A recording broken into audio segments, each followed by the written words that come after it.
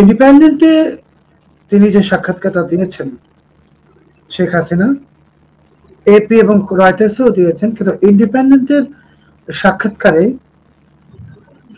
দুটো অত্যন্ত গুরুত্বপূর্ণ বিষয় আছে। আপনি নিশ্চয়ই ইন্ডিপেন্ডেন্টের সাক্ষাৎকারটা দেখেছেন এবং আমি জানি সম্মানিত দর্শকদেরও অনেকেই দেখেছেন। ইন্ডিপেন্ডেন্ট পত্রিকার পক্ষ থেকে শেখ হাসিনাকে প্রশ্ন করা হয়েছে, আপনি পালিয়ে গেলেন কেন? সেই প্রশ্নের জবাবে তিনি বলেছেন, উনি যদি পালিয়ে না যেতেন তাহলে ওনার জীবনে অনেক বড় শঙ্কা ছিল। তাহলে এই যে একটা বিতর্ক করা হচ্ছে, আওয়ামী লীগের পক্ষ থেকে অনেকে বলার চেষ্টা করছে শেখ হাসিনা পালিয়ে যাননি। এখন সেই বিতর্কের অবসান শেখ হাসিনা নিজে করে দিয়েছেন। উনি স্বীকার করেছেন তিনি পালিয়ে গেছেন।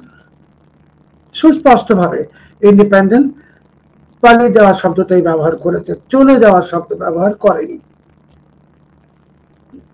তো এই পালিয়ে যাওয়ার বিষয়টা শেখ হাসিনা স্বীকার করে নেয় আমার মনে হয় অন্তত পক্ষে একটা রহস্যের জট খুলল। ইন্ডিপেন্ডেন্ট পত্রিকা চাইলে আরেকটা প্রশ্ন হয়তো ওনাকে করতে পারত, যে উনি যে পালিয়ে যাওয়ার আগে যে ইস্তফা দিয়েছেন বা রিজাইন করেছেন, পদত্যাগ করেছেন, সেটা কোথায়? এই প্রশ্নটা করতে পারতো আমার মনে হয়। যেহেতু একই দিনে তিনটি পশ্চিমা গণমাধ্যমে সাক্ষাৎকার, রয়টার্সে, এপিতে ফরাসি বার্তা সংস্থা এবং ব্রিটিশ গণমাধ্যম ইন্ডিপেন্ডেন্ট। আমরা সবাই জানি যে ব্রিটেনে যে 4টি পত্রিকাকে খুব সম্মানজনক মনে করা হয়, এর একটি হলো ইন্ডিপেন্ডেন্ট। তো ইন্ডিপেন্ডেন্টে উনি যেটা বলেছেন, একদিকে উনি যেমন ওনার পালিয়ে যাওয়ার বিষয়টা স্বীকার করে ধোঁয়াশাটা পরিষ্কার করেছেন, অন্যদিকে ওনাকে যখন প্রশ্ন করা হলো যে 1400 লোক যারা প্রাণ হারালেন গত বছরের জুলাই আগস্ট সরকার বিরোধী বিক্ষোভের সময়, তো ওনাকে জিজ্ঞেস করা হয়েছে উনি এটা নিয়ে অনুতপ্ত বা ওনার রিয়াকশনটা কি, ক্ষমা চাইবেন কিনা। তখন উনি বলেছেন যে যারা নিহত হয়েছেন তাদের পরিবারের জন্য উনি প্রার্থনা করেন ইত্যাদি, কিন্তু উনি তার পাশাপাশি বলেছেন উনি ক্ষমা চাইবেন না। অর্থটা দাঁড়ালো যে আওয়ামী লীগ গত 15 বছরে যত অপকর্ম করেছে, দুর্নীতি, দুঃশাসন, খুন খুন নির্যাতন, সাংবাদিকদের উপর নির্যাতন, বিচারের নামে প্রহসন বিভিন্ন আদালতে, এই কোনো কিছুর জন্যই তারা অনুতপ্ত নয় এবং তারা ক্ষমা চাইবে না। এবং এই যে ক্ষমা চাইবে না এটা বলার পর এখন আমরা তাহলে দুটো রাজনৈতিক দলকে পেয়ে গেলাম এরই মধ্যে, যারা তাদের কৃতকর্মের জন্য অনুতপ্ত নয়, ক্ষমা চায় না। একটি জামাত ইসলামী, যারা 71-এর কৃতকর্মের জন্য ক্ষমা চায় না। এবার শেখ হাসিনা, তিনিও তার কৃতকর্মের জন্য ক্ষমা চান না। তাহলে শেখ হাসিনা এইবার কেন গো ধরছেন, ক্ষমা চাচ্ছেন না? আমরা জানি যে 1996 সালের নির্বাচনের আগে এই শেখ হাসিনা সৌদি আরবে ওমরা করতে গেলেন, ফিরে আসলেন মাথায় হিজাব বেঁধে, এবং এভাবে করজোরে পোস্টার বানিয়ে তিনি রাস্তায় সেই পোস্টার ছড়িয়ে দেওয়া হলো। সেই পোস্টারে সুস্পষ্টভাবে উনি ওনার বাবার অপকর্মের জন্য ক্ষমা চাইলেন। মানুষ কিন্তু ওনাকে ক্ষমা করে দিল। বাংলাদেশের মানুষ ক্ষমাশীল। 96 সালে উনি ক্ষমা চাইলেন, মানুষ ক্ষমা করে দিল, এবং 96 সালে আওয়ামী লীগ ক্ষমতায় আসলো। এবার কিন্তু দেখছি যে ক্ষমা চাওয়ার কোনো, কয়েকদিন আগে আপনি জানেন যে বিএনপি নেতা তারেক রহমান বলেছেন যে ওনার আমলে সাংবাদিকদের কোনো নির্যাতন হয়নি, সাংবাদিকদের উপর কোনো নির্যাতন হয়নি, অথচ অসংখ্য সাংবাদিকের উপর নির্যাতন হয়েছে। এই যে অস্বীকার করা অপকর্ম, এখন এখন শেখ হাসিনা ক্ষমা চাইবেন না, বিএনপিও ক্ষমা চাইবে না। রাজনৈতিক দলগুলো আমাদেরকে আসলে কৃতদাস মনে করে, দাস দাসী মনে করে, তারা আমাদের প্রভু, তারা আমাদের শাসক, তারা আমাদের সবকিছু, তারা যা করবে সবই ঠিক আছে, আমাদেরকে মাথা পেতে নিতে হবে। আমি আরেকদিন আপনার একটা অনুষ্ঠানে বলেছি যে আমরা তো এখন 18 কোটি মানুষ এই রাজনীতিবিদদের কাছে গরিবের সুন্দরী বউ হয়ে গেছে, যখন ইচ্ছা যা কিছু করবে। একটা ছোট ইন্টারফেয়ার করবো সোহেব ভাই আপনার আলোচনার সুবিধার্থে। শেখ হাসিনা কিন্তু ক্ষমা চাইবেন না যে বলছেন, তিনি বারবার ব্যাখ্যা দিচ্ছেন যে তিনি কাউকে নির্দেশ দেননি গুলি করার, আইন শৃঙ্খলা বাহিনীকে হত্যা করার নির্দেশ দেননি, তাহলে তিনি ক্ষমা চাইবেন। তিনি বলছেন যে যারা তার ভাই বন্ধু সন্তান যারা মারা গেছে তাদের জন্য সমবেদনা জানান, শোক প্রকাশ করেন। ইভেন দো তিনি নিহতের যে সংখ্যাটা নিয়ে তো শেখ হাসিনা না, সারা দেশে এবং দেশে বিদেশে বিতর্ক আছে। শেখ হাসিনা কিন্তু ওই বিষয়টিও টেনে এনেছেন। সুতরাং আমরা কি 71 বা অন্য কোনো টেনিয়রের সাথে এই ক্ষমা চাওয়া না চাওয়াটা এই ক্ষেত্রে আপনি যেটা বলেছেন শেখ হাসিনার শাসন আমলের তার অন্যায় অপরাধ দুর্নীতি অনিয়ম অপশাসন অসংখ্য আছে, কিন্তু স্পেসিফিকলি 24-এর ঘটনায়, 24-এর এই যে হিউজ পরিমাণ মানুষের প্রাণহানির ঘটনা, এই জায়গাটায় কি একটু কোথাও ডিবেট করার জায়গা সুযোগ আছে কিনা সোহেব ভাই প্লিজ। দেখুন, শেখ হাসিনা 1400 জনের ব্যাপারে সংখ্যা নিয়ে বিতর্ক আছে, হয়তো উনি বলেছেন ক্ষমা চাইবেন না। অন্যদিকে ইউনূস সাহেব কি করেছেন? ইউনূস সাহেব যে পুলিশ হত্যা হলো, যে আওয়ামী লীগের নেতা কর্মীদের হত্যা করা হলো, হিন্দুদেরকে হত্যা করা হলো, এদের প্রত্যেককে তো উনি দায়মুক্তি দিয়ে দিলেন। এটা আরো ভয়ঙ্কর। তাহলে কেউ তো এই পুলিশদের মেরেছে, কেউ তো ওই আওয়ামী লীগের লোকদের মেরেছে, হিন্দুদের মেরেছে। একদিকে একজন বলছেন ক্ষমা চাইবেন না, অন্যদিকে একজন দায় মুক্তি দিয়ে দিচ্ছেন। এখন আসলে শেখ হাসিনা যদি বলেন যে ওনার নির্দেশে কোনো কিছু হয়নি, উনি কিছু জানেন না, আমি আপনার অনুমতি নিয়ে এখানে কিছু বিষয় আনবো, আমার মনে হয় এটা ন্যায়ের স্বার্থে আনতে হবে। দেখুন, যখন এই গণজাগরণ মঞ্চ শাহবাগে যেটা হলো, এটা কি যেন নাম ছিল,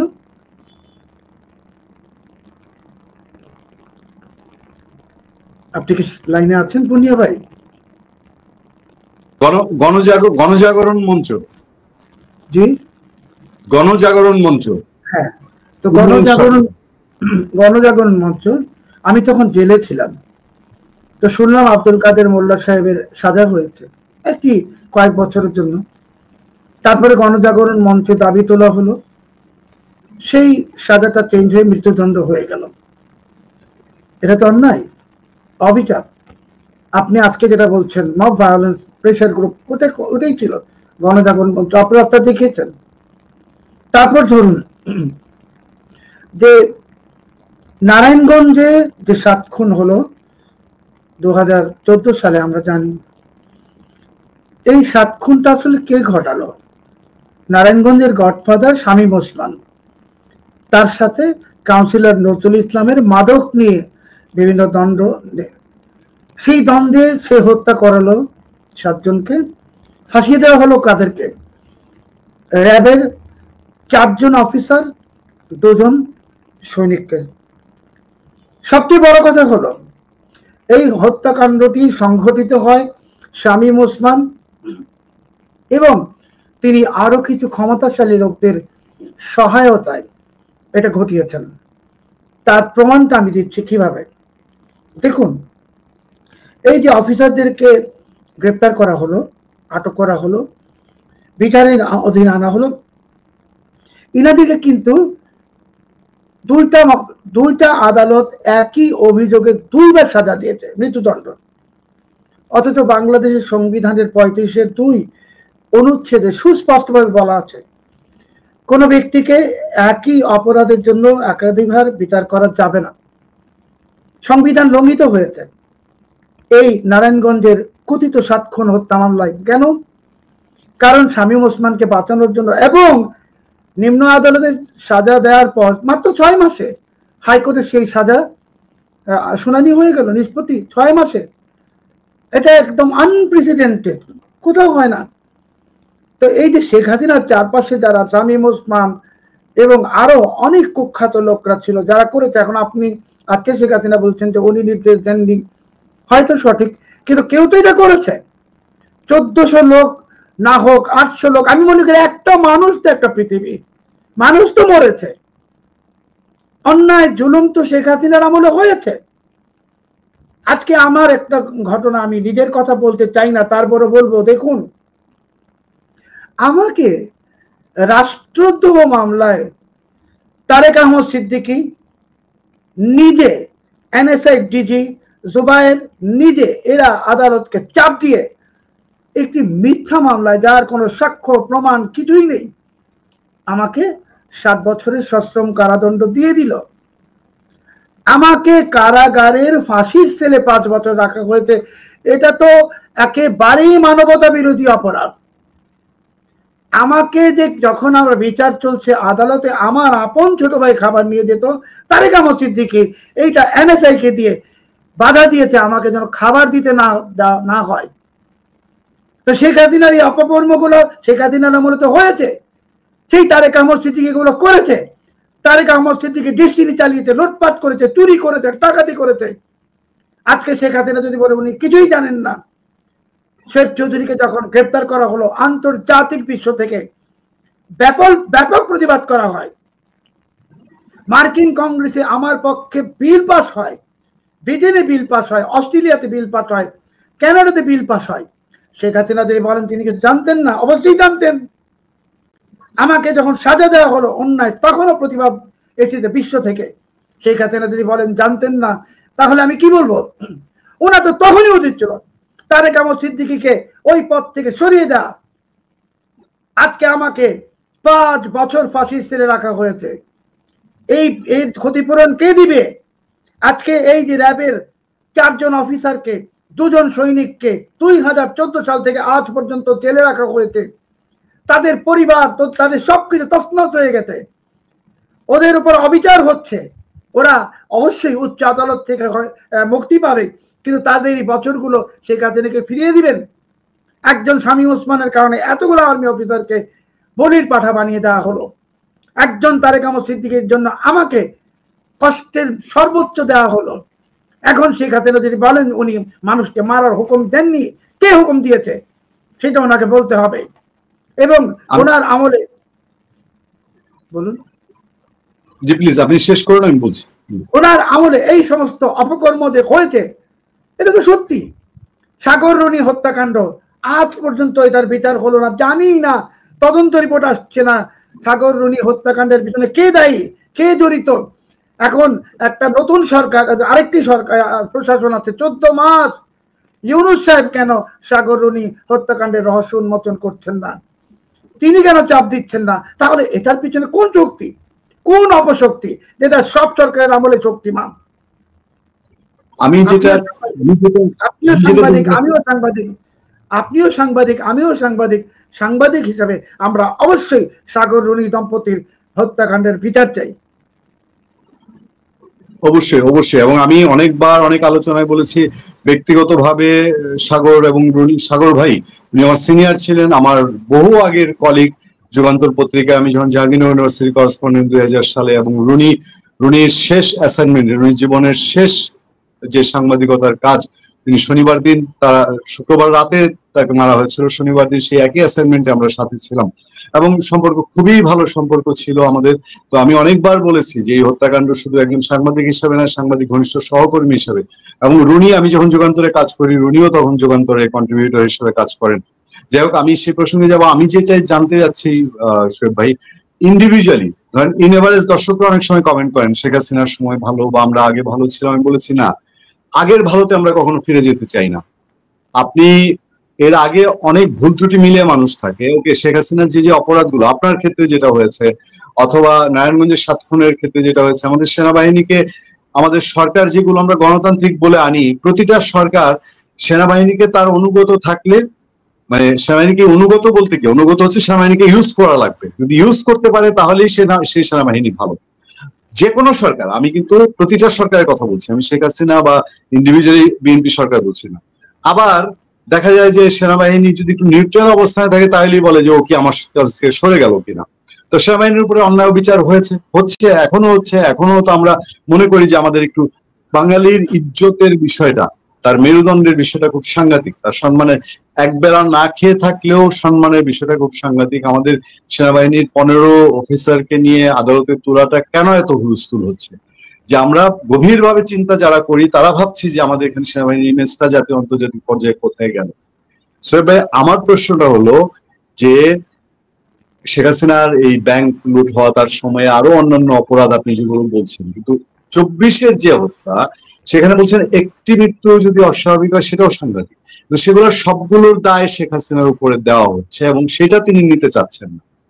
এবং এই প্রশ্নটা তো উঠছে যে এগুলো সবগুলোর দায় কি শেখ হাসিনার কিনা। ওখানে যদি একটাও, ধরেন 1400 বলা হচ্ছে মারা গেছে, আমি 1400ই মেনে নিলাম, 399 জনকেও যদি শেখ হাসিনার নির্দেশে হত্যা করে থাকে, একজনও যদি অন্য কোনো ভাবে নিহত হয়ে থাকে, তাহলে সেটাও কি সামনে প্রকাশ হতে হবে না, এবং সেটাও কি বিচার হতে হবে না? তো শেখ হাসিনা যদি ওইটা ধরে নিয়ে থাকেন, বললাম তার সেফটি নিজে ব্যক্তিগত, সে স্বীকার করবে কেন? খুনিও তার খুন সহজে স্বীকার করে না। তো ওই একটা জিনিস নিয়েই তো প্রশ্ন উঠছে যে 1400 জনের মধ্যে কতজন আসলে শেখ হাসিনার নির্দেশে মৃত্যুবরণ করেছে আর কতজন অন্য কোনো ভাবে। এই জায়গাটায় আমি বলছি যে এই ইস্যুটাতে উনি যে ডিফেন্সটা নিচ্ছেন যে না আমি এভারেজ 14 জনের মৃত্যুর দায়িত্ব নিব না, সেই জায়গাটা আমি আপনার আলোকপাত করছি। না, উনি 1400 জনের মৃত্যুর দায়িত্ব যদি না নেন, না নিয়ে উনি যদি বলতেন যে উনি এতজনের মৃত্যুর দায়িত্ব নেবেন বা এতজনের বিষয়ে কথা বলবেন, দায়িত্বে দরকার নেই।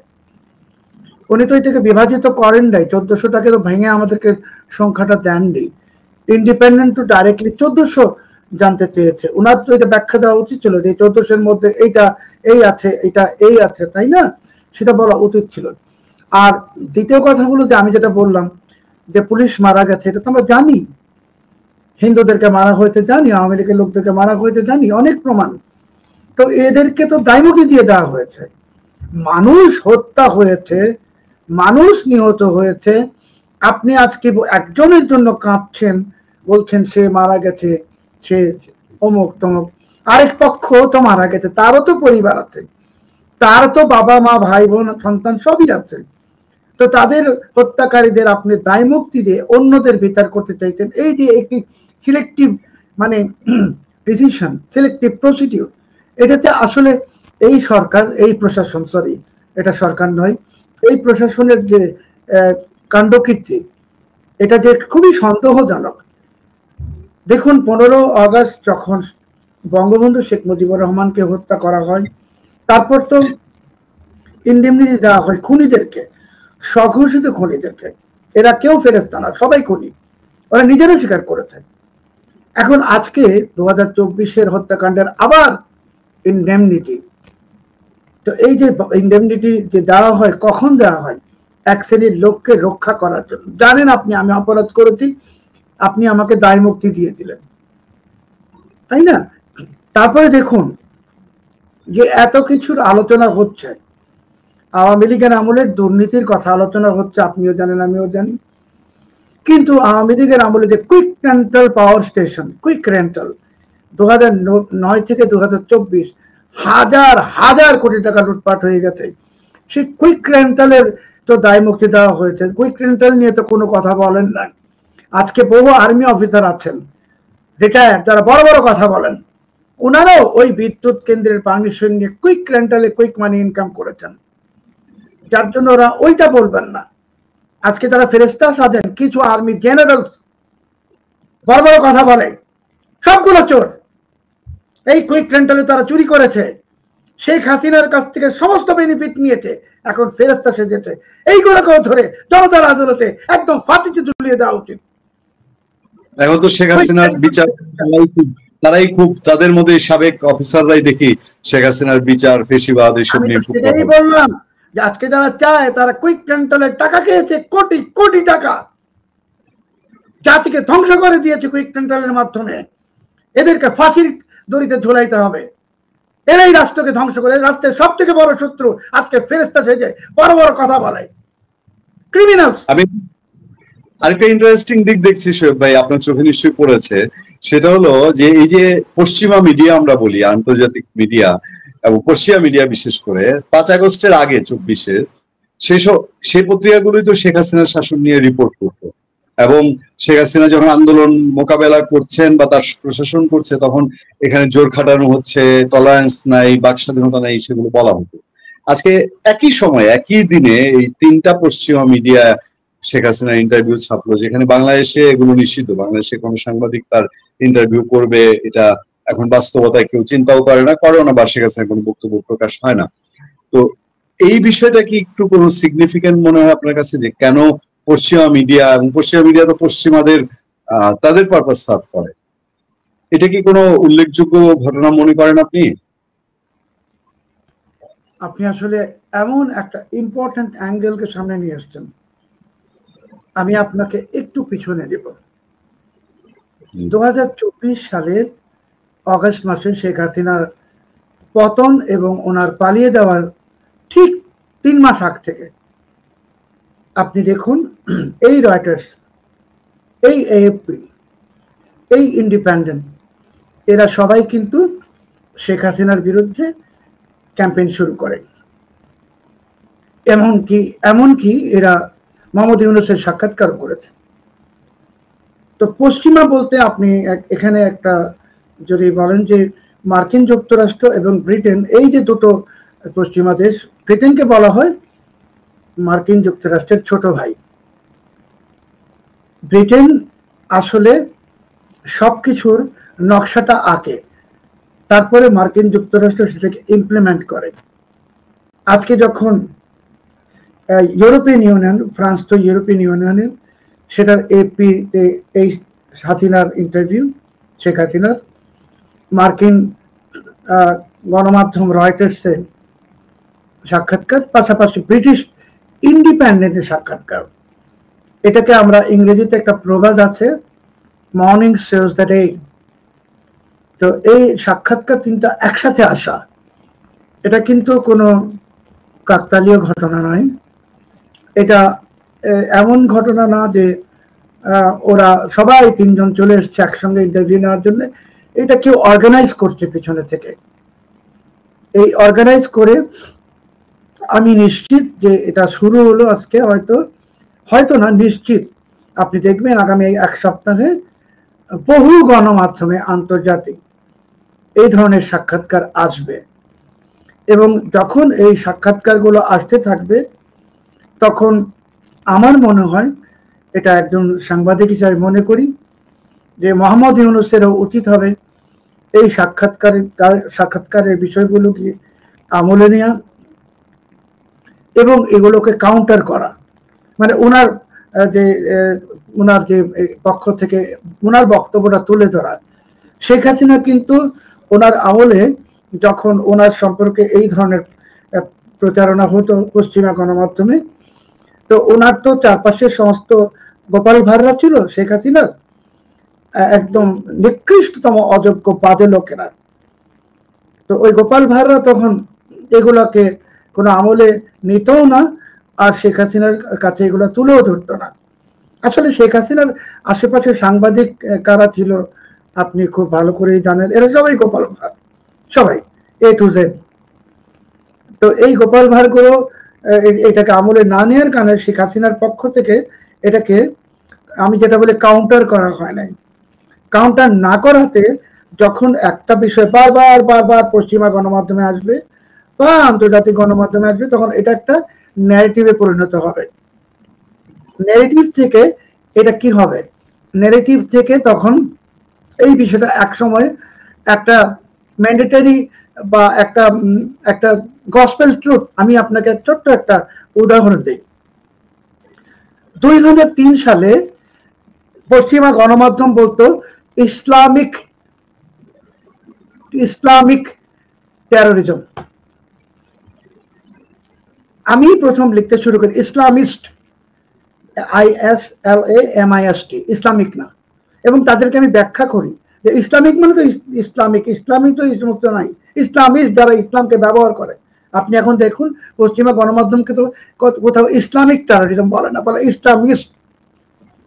তো ওই যে ন্যারেটিভ আপনি বারবার বারবার বললে এটা কিন্তু এটাই একটা রেকর্ডেড হয়ে যায় এটা। তো শেখ হাসিনার যে সাক্ষাৎকার আজকে আসছে, আমি নিশ্চিত যে এটা কালকেও আসবে, আসতেই থাকবে।